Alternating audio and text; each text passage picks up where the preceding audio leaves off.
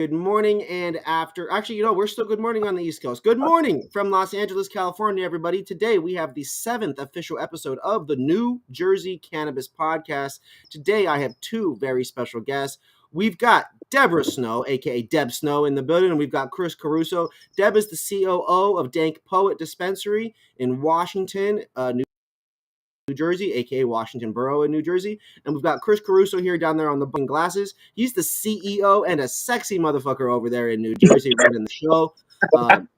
Everybody, welcome and good morning. How you guys rocking today? Deb, how you living? Good morning. I am living awesome. It is a great day to be here. It's a pleasure to have you, Deb. And Chris, good morning to you. How are you rocking, big boss? Doing good. Enjoying the day. A little chilly, but spring is on the way. I hear you, man. It's crazy. It was cold last week in LA, and then yesterday, I was in the car, 89 degrees. I started to get a headache because I was breathing all that hot air and trying to enjoy it while I was driving around. New Jersey, though, guys, Washington Borough. I don't know anything about that area. I don't know the geography of New Jersey. Most people around the country don't know anything about Jersey except for Atlantic City. Talk to me. Where's your guys' dispensary? In terms of geography, are we talking up close to New York? Are we over by PA? Are we down on the coast? Where are you guys at? We're up Northwest Jersey, so we're right by the PA border. So about an hour from the city, an hour from Philly, hour and 20 from Philly. So we're right in the sweet spot that allows pretty much everyone to enjoy the best of the country and not too far from the city. That's pretty cool. And the best dispensary. The best dispensary. True. And the best dispensary. Are you guys from there? I was talking to Deb before the episode. A lot of people leave where they're from, go get weed experience, and come back to their hometown. Are you guys from Washington, that area? Tell me a little bit about that past for you guys. No problem. I more or less grew up in the area. I moved away for about 18, 20 years for graduate school, teaching, pursuing different things, Then I actually came back because I have family. I have my daughter that lives nearby and stuff like that. And also knowing that it was going recreational, I knew it was the best time to get in and have a chance at having a successful business. You have to get in when the market starts. I mean, it's just the way it is before it becomes too saturated. The first mover adapters tended to be the ones that made the most money in the cannabis industry, whether it was ancillary or retail.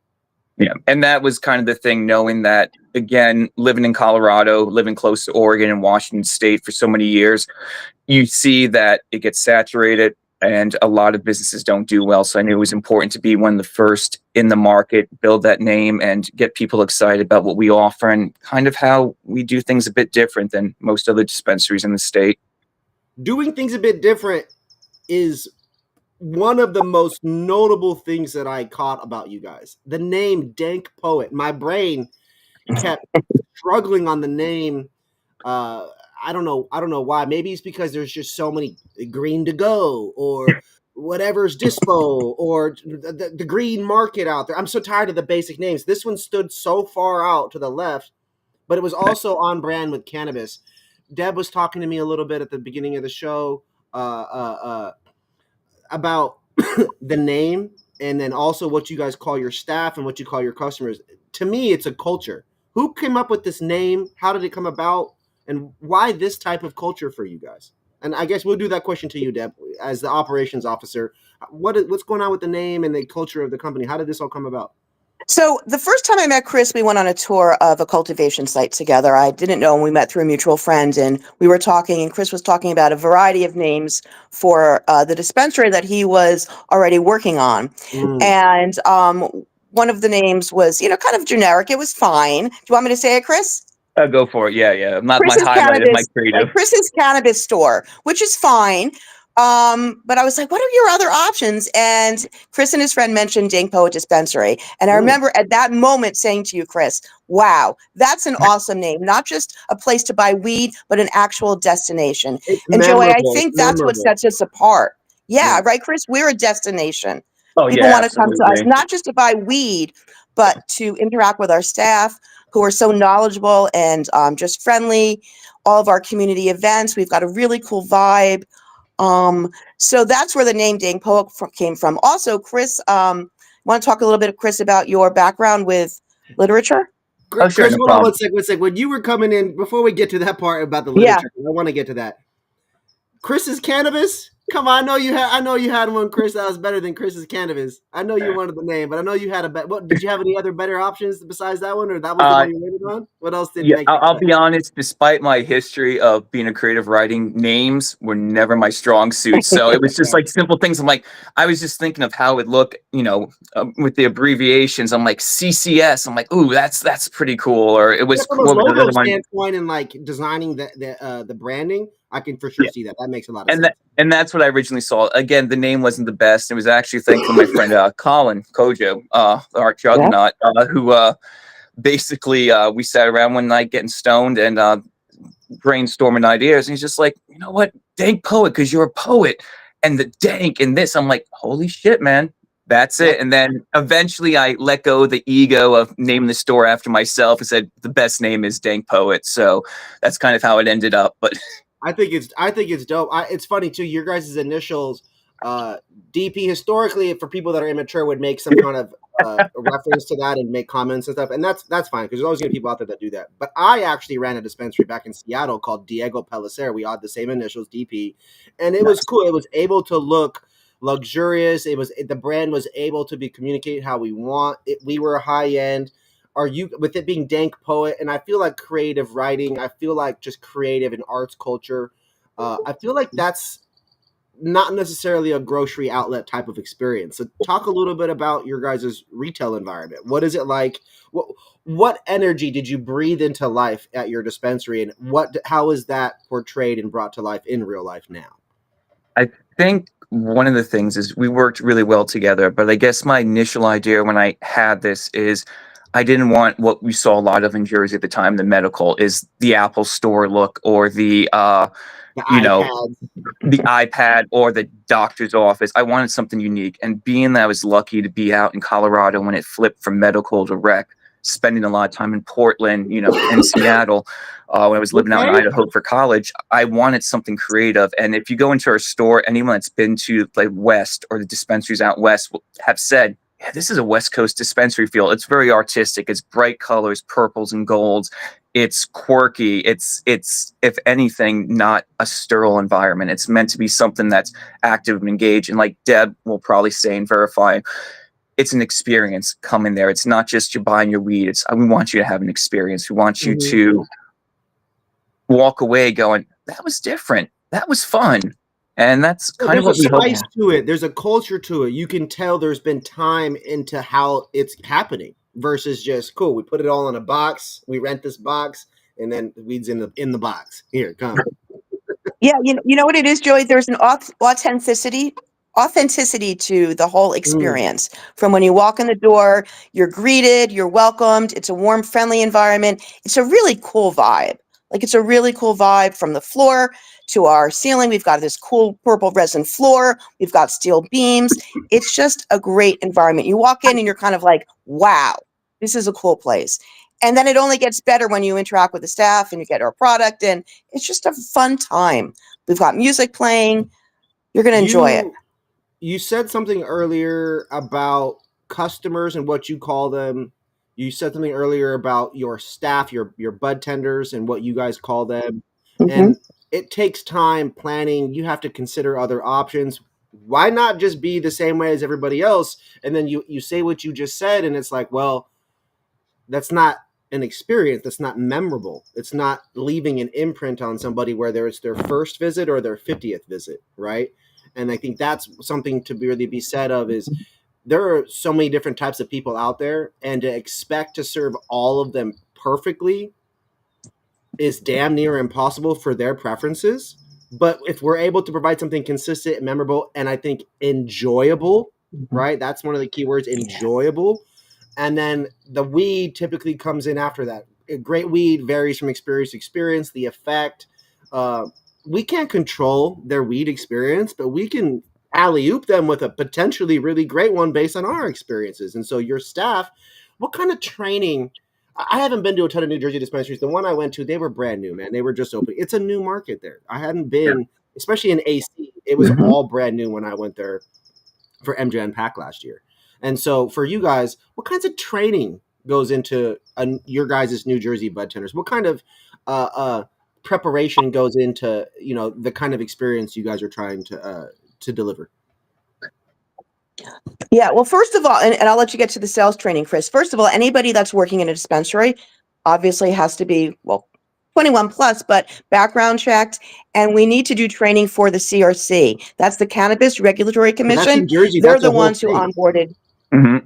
Exactly. They're the organization that onboarded and regulates all of the Wow. cannabis, all of the business in New Jersey. So we had to do training that for their regulations to get our badges and our IDs to be able to work in So the cannabis state industry. So certified there's a badge. whole background of cannabis, background of strains and people and regulations and all of that. So that's the first step to even get your badge to work in cannabis. But then, of course, we have to do personal training. I'll let Chris talk a little bit more about that.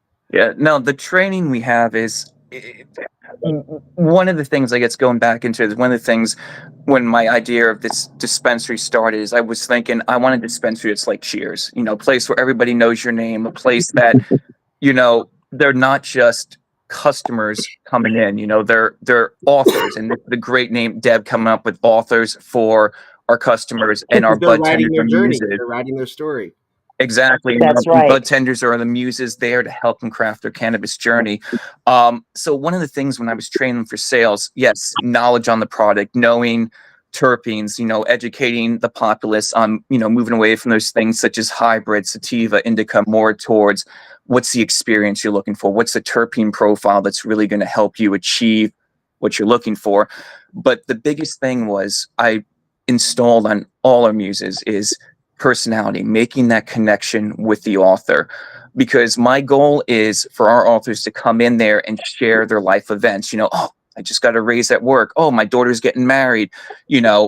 These great things, and to a large extent that's happened. And for me, that's the most important thing, is a genuine connection, because you can sit there and you can sell somebody weed and they'll come back because there's no other choices. But if you actually make that connection and make something personal, where our muses will yell out people's names as they come in, like, hey, Steve, hey, Melissa, whatever the case may be, there's an actual personal connection there with our authors as they come in. And that's was a key training, is making that connection with the person on a genuine level of actually caring what they're looking for, trying to find the best thing, as opposed to just saying, oh, you have anxiety, here, smoke this, eat this.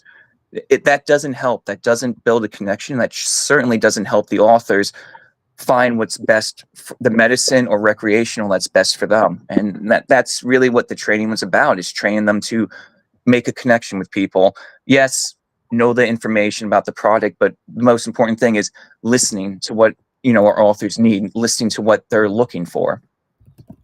I think Yeah, and one of the things that, I'm sorry, Joey, one of the things we hear a lot, because, there's a number of dispensaries now, right? And there's more opening. So what differentiates us from the others? Because I can buy my weed anywhere. When you come into Dank Poet, we're knowledgeable, we're education, and we're going to make you feel good. You're going to feel better walking out than when you walked in. So you have to differentiate. And a lot of that is our excellent customer service, our community things, which we'll talk about a little bit later. So that's really what it's about. It's making the author feel great. Authors From and muses. visiting Dank Muse Poet, is the right? bud tender staff and your team that is helping to provide the muse for the authors. The authors are the customers, because they're writing their journey with weed. They're beginning to tell their story, or maybe they're deep years and years and decades into telling their story, and this is just another chapter, right, Chris?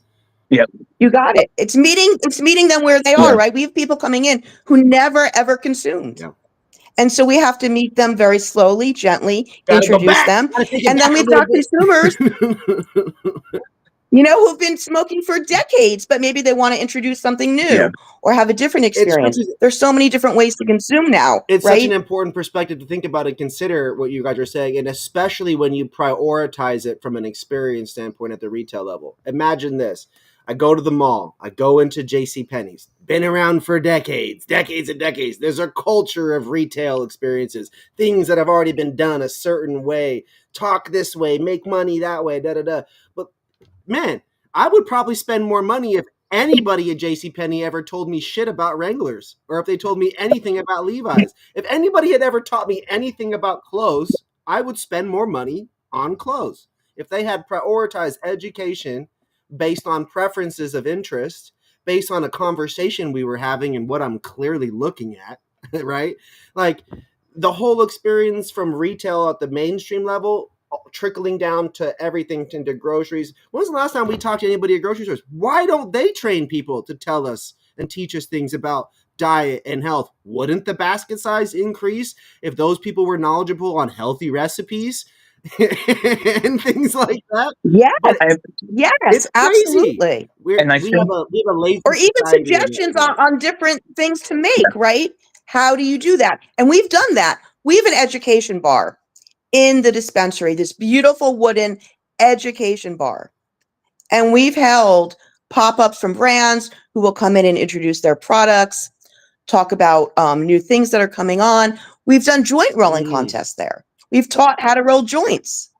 We've done mocktails. How do you infuse some delicious fruit blends, right? Things like that. So you're right. It's all about educating the consumer and giving them the information that they want and We've got need so that they can make the best decision for their experience, right? we want to be providing data-driven recommendations, tips, tricks, just helpful resource. We want to be the best, friendliest resource we can, enjoyable resource that we can, and just help guide these people in the direction they're already flowing, making some subtle recommendations that could potentially help improve the experience. I just said it's 89, 80, 90 degrees here in Cali. If I go to a dispensary, every single person should be getting recommended a beverage right now. Every single person. It's spring and summer. I could please offer me hydration. Thank you. You know what I mean? It's just these simple things that a lot of groups don't have necessarily control on, or they kind of go anti-control with this anti-corporate culture, which is interesting in cannabis, where they don't want to control too much. They want to let it kind of be, bartenders do and flow and sell what they want to recommend. But in reality, we want to offer an intentional experience, an enjoyable experience, and we got product to move. Now, and with that said, everybody, we got to take a brief moment here because I lit the joint at the beginning of the episode and I didn't shout out our sponsor who's branded on the episode. Big shout out to our episode today, New Jersey Cannabis Podcast, episode 7, featuring Dank Poet. We got Chris and Deborah, brought to you guys by Trees. They are the number 1 option for cannabis ERP software, folks. Make sure you guys reach out. Anything you want to know about POS, point of sale, analytics, e-com. And they'll basically do a white glove service to help you guys make more money. I've been rocking with them for 3 years. They're a great group. Big shout out to Trees for empowering us to do these interviews and talk about the culture, to share these perspectives about training, which is huge. To share these perspectives, we're going to get to this next part, which is your guys' collaborations, your brand partners. You guys are a retailer. You have to collaborate with other businesses to sell their products successfully. It does not just buy it, they drop it off. No, nothing happens afterwards. Like a lot of effort goes into it, right, Chris? I see you making the face. A lot of work goes into selling this weed. Tell me, what do you guys do? Deb, you mentioned the community events. What are some of the things you guys do to push this weed? How do you get it to the people? Or does just a million people walk in every day because that New Jersey smokes that much weed? Like, are you guys? I wish we were getting 1 million people a day. Our muses probably wouldn't be happy with all that stress. I would at the end of the day. But no, I think... So we do the community stuff, and Deb can speak about that because she really took the lead on that, making sure that, all of us believe the importance of community, education, everything like that. I was a college professor for a decade before I switched into, selling weed. But how cool is that? Let's go. But yeah, no. Back to both your guys' pre-cannabis history after we keep talking about Dank Poet. But it was really just... Education's a big thing. Making sure that, our muses, we have our vendors come in. Before we opened, we had all the vendors we had at the time coming in, discussing the products, presenting samples, making sure that, our staff knew how to talk about and how to, more importantly, educate, and in a way train the authors as they're coming in with the knowledge to make the best decisions for themselves. The launch period for a dispensary is very important. You only get to do all that once. You don't get to relaunch without looking dumb, right? And so when you're building in a community and you're launching and you're doing it, did they come before the launch to train? Was it during? Was it right after? What was your guys' launch pattern there, or what was that kind of trajectory like for y'all? We actually had some of our team hired months and months and months before we opened in anticipation of getting the license, which, was a very interesting and long process, right? And we kept thinking we were going to get it, and we had all of our documentation submitted, but the CRC was so busy at that time, and there were so many applications that it was kind of not working as quickly as we liked, right? So we had some team members that really stuck with us for months and months waiting for us to open. And so we brought them in about a month or so before we opened to the public for all the training and everything like that. But of course, we were building out our location at the same time, Joey. Building the plane as we fly it, right? Cannabis industry, I think that's, or in your guys' case, selling the book as it's being written. You got it. Well, we bought this really cool the story. Write the rest of your journey here. A bunch of weed, right, Chris? Might be an interesting concept, right? Yeah, no, I think we're gonna have to steal that now and use that in further marketing, because that's just a great line. I love that. Shout out to Weed here today, the Skywalker OG, for providing the inspiration for that creative little comment. Now, Dank Poet, you got, we've talked about the poet side of it, the creative writing. We talked about the culture. You just alluded to, a little bit of your history as an educator. Deb, what were you up to before this? How did you become COO? Where does your experience come from to building out a dispensary retail ecosystem? Yeah, so a lot of my experience has been working with individuals in the community to elevate them, right?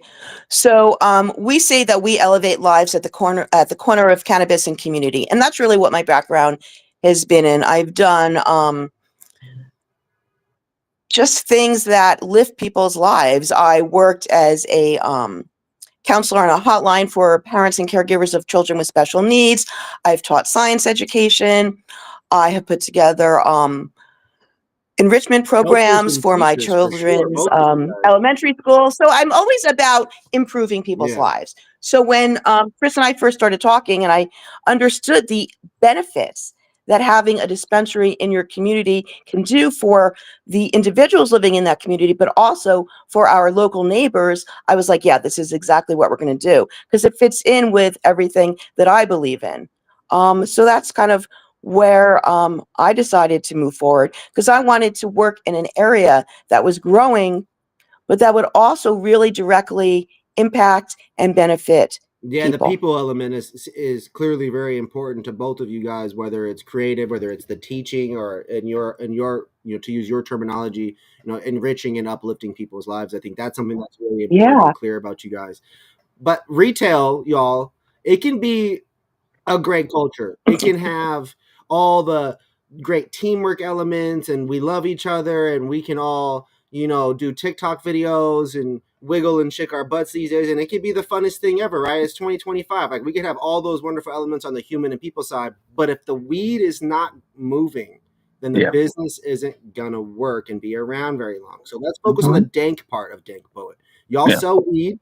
You guys are in New Jersey. You have to sell weed from that state, cultivated, manufactured, created by things from that state, people from that state, grown in that state.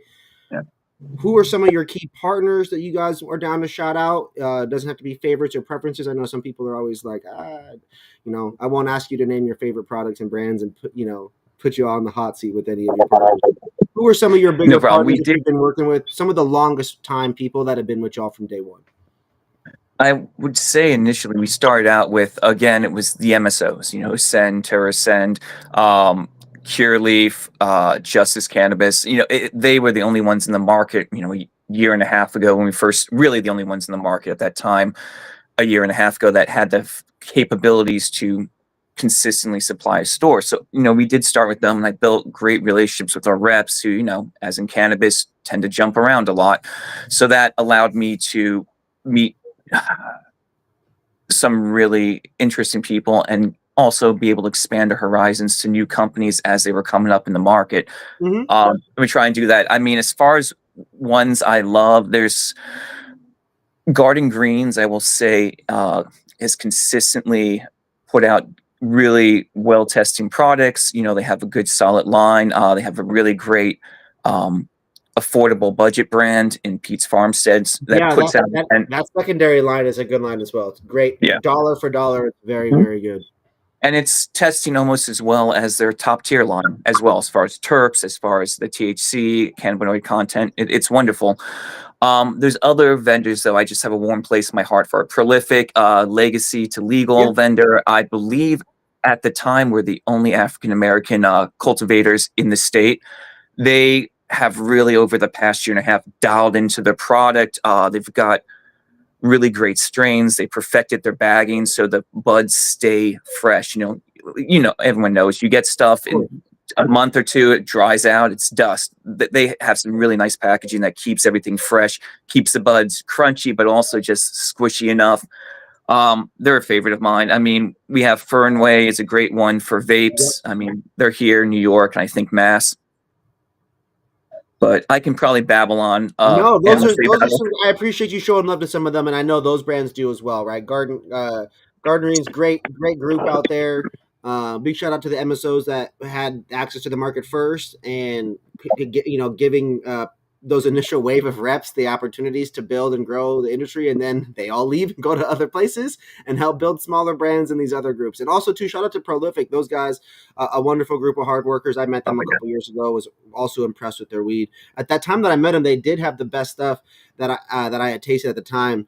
I don't know where they're at in terms of like March Madness power rankings head to head, but last I checked, Garden Greens and their Garden State Banana and all that kind of stuff was just going crazy out there. Oh yeah, they're terps on love. And then Clade 9. Clade 9's the homies from Cali that are out there. Yeah. Big fan of Dave Holmes and his work. Always show love to Dave. I've actually got to say one more I have to mention. I'd be remiss is Brighter Side Farms. Someone I've been months and months trying to get a hold of them. We finally got them on our shelves. I mean, they're the only living soil. And for those of you that are connoisseurs, I mean, smoking something that was in living soil, you put aside the THC numbers, things like that, because it really doesn't matter. But the quality of smoke is probably one of the best I ever had out of Brighter Side. And it's the soil. I mean, the root beer is just absolutely delicious. It depends if they're doing all the different steps in the growing super high quality cannabis processes, which is growing super high quality is different than the rest. Growing living soil versions of that is also different than the rest. And so it's like, if they do all those things, the dry, the cure, the packaging's got to be on point for longevity, all these different things, if they can check all these boxes off, living soil often puts terpenes up in that 3 to 5% realm, if done at the super highest of levels, fed right, all the things. Yeah. And it does smoke so much cleaner. It's so wild how much different it is between cultivation methods. And I also want to shout out to Hamilton Farms. Those are the homies too out there.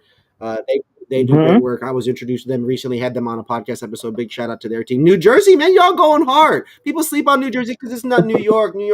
But we got to put some respect on New Jersey, y'all. We got to put some respect on that state, on this town of Washington Borough.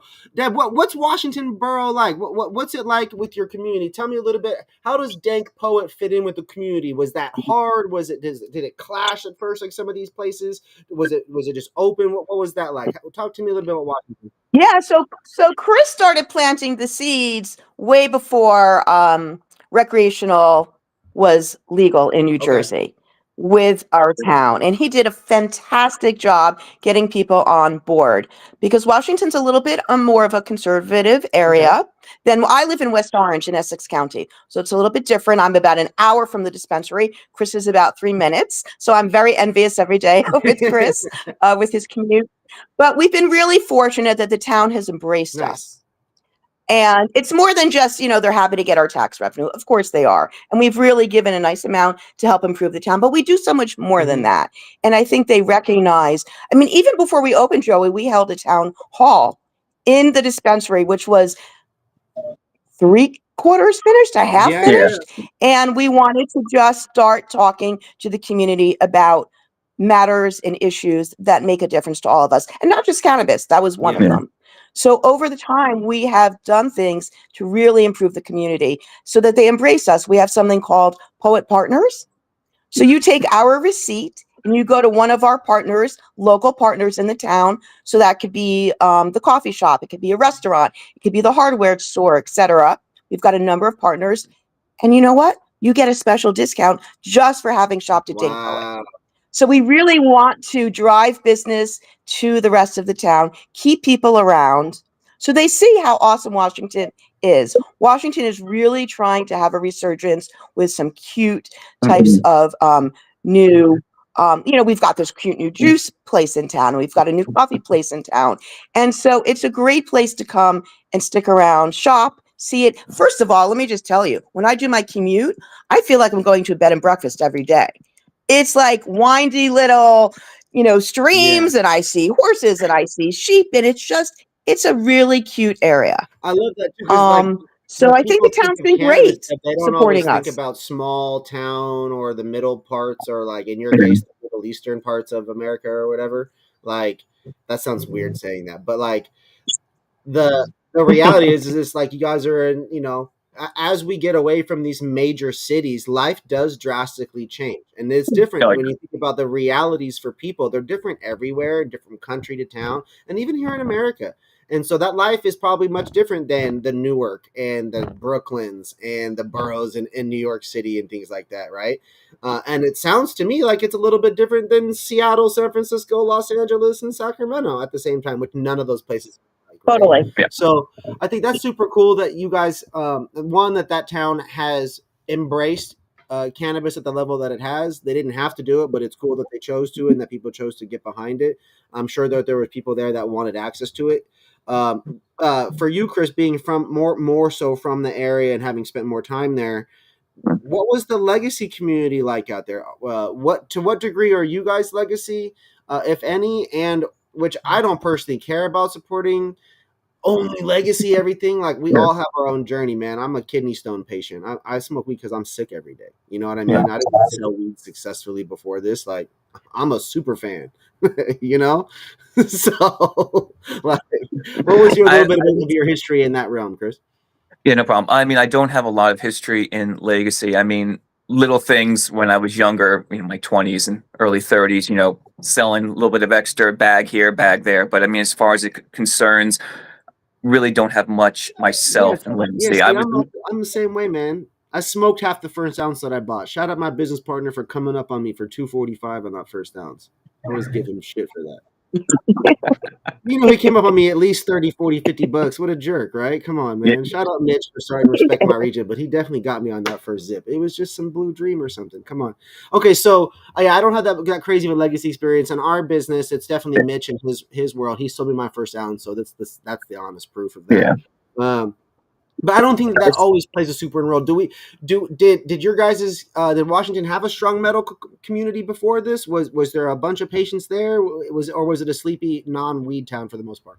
It was a weed town in the sense that the illicit market was big here. You had a lot of people that smoked. Unfortunately, also our town has and keeps going back and forth a really bad heroin problem too, and fentanyl problem, which again, cannabinoids help with opiate addiction, but or it's been used for that, I should say. It's been an issue. I mean, there are medical patients. We do, even though we're recreational, we do offer discounts. So we get a lot of medical patients that come into our store. And I would say there's a good number of those in Washington. I would say it's probably 50-50 mix with our customers between medical and those just looking to do it for recreational use and stuff like that. Well, yeah, Deb, what are your thoughts on that?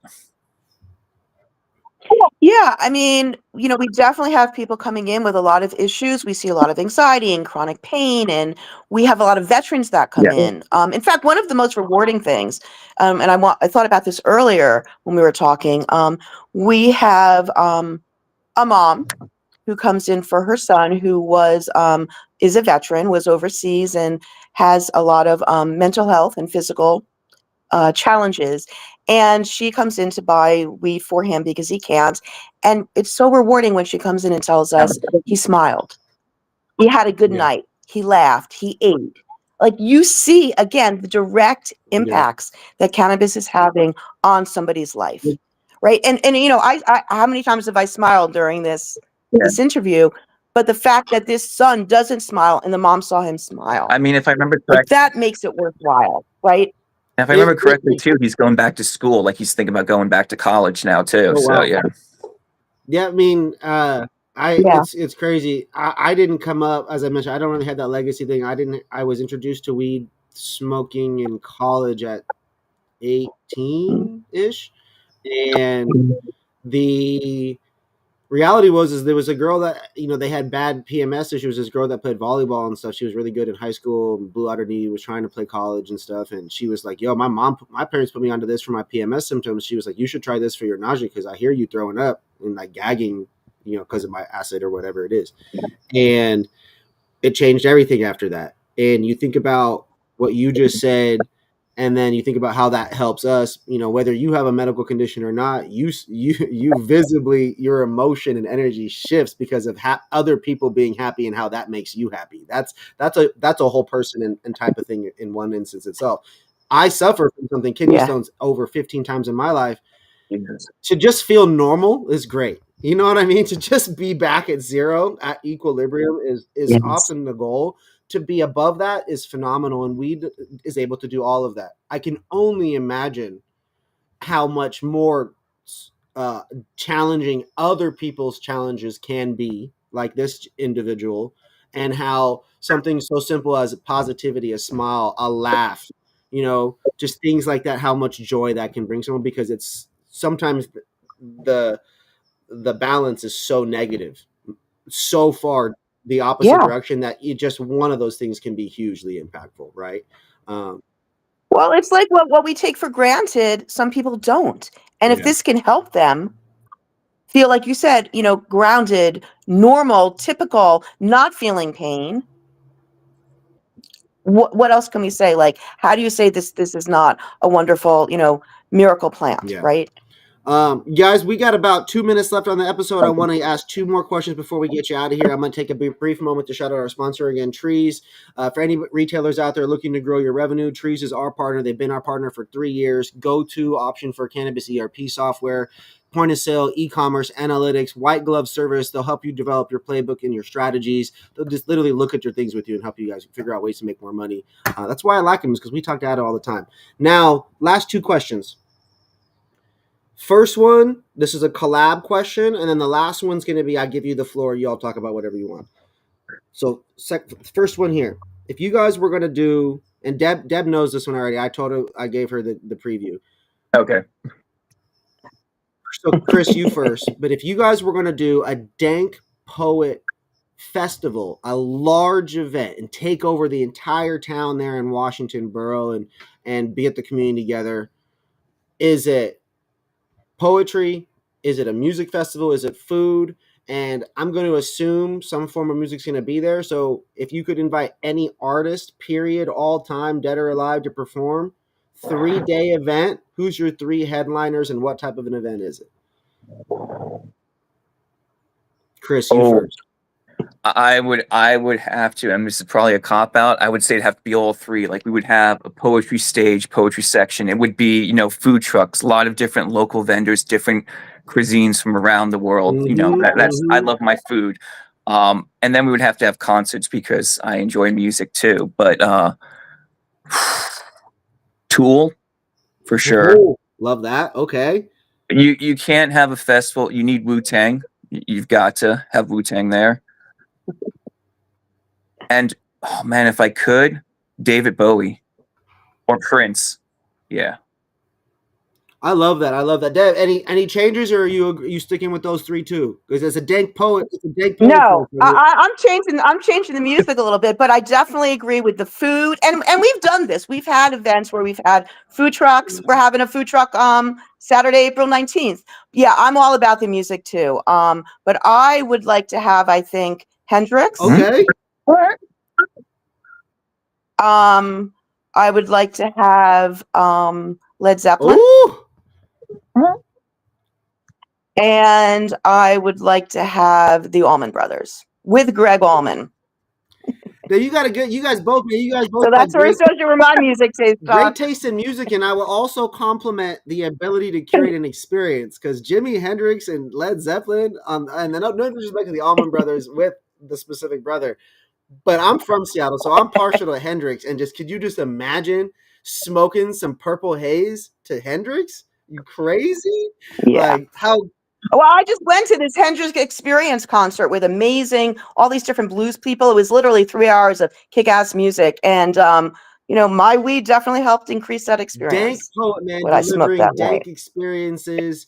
I got Chris Caruso here. We got Deb Snow in the building, CEO, COO, two creative. You guys are the muse leaders. You guys are the lead muses there, the director of muses there at Dank Poet, man, helping authors write their story, helping cannabis consumers experience new things, flavors, highs. Just hopefully, to use your word, Deb, enriching their lives. I appreciate you guys for joining. I'll give you guys the floor to talk or promote about whatever you guys got coming up. And I really appreciate y'all. On behalf of Trees, it's been an honor. Thank you so much for having us. It was fun. Thank you, Joey. Thank you. Chris, you want to say anything? I mean, obviously, we have to do a shout out for our first annual poetry reading and poetry contest that's taking place tonight at our store from 6 to 8. So if you're in Jersey, it's worth making the trip. We've got 5 semifinalists that myself and a couple of our vendors voted on and picked from our submissions. And they'll be having their readings tonight, and we'll be notifying the winner, which is cool. The winner is actually going to get their poem on a branded dime bag that we'll be selling. That we're partnering with one of our vendors, Love Grow, for the flower and a co-branded thing. So that should be pretty fun. And other than that, I want to make a shout out to the cultivators in Jersey. Please bring back chocolate tie. It was the first weed I ever smoked, and I have been trying to find it for years. So that's it. Our poetry reading tonight, and someone bring back OG chocolate tie. Let's go. Deb, what you got? You got anything for the peeps?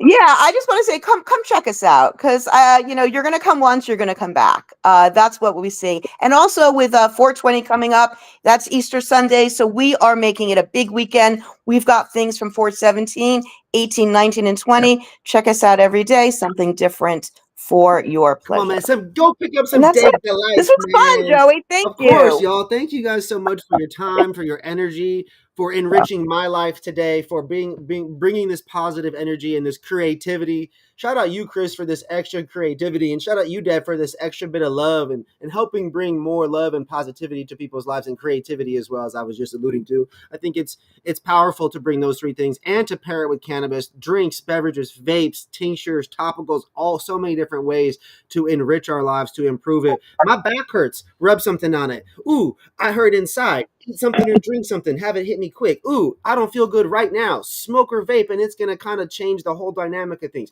Oh, I'm stressing out. Smoke something a little stronger, or maybe eat something and go to bed. There's so many different ways to enrich our lives through cannabis, and I appreciate you guys being so passionate for that. Everybody, thank you guys again for watching episode 7 here of the New Jersey Cannabis Podcast, brought to you guys by Trees. Visit trees.io for more information. That's Trees with a Z. But however, they're Dank Poet. So what's your website so they can go support and visit? Deb, hit them with the web. Dankpoet.com. Dankpoet.com. Hey, go get your creativity up. Go get inspired and get your guys' asses outside. It's New Jersey. It's springtime. We're about to hit it.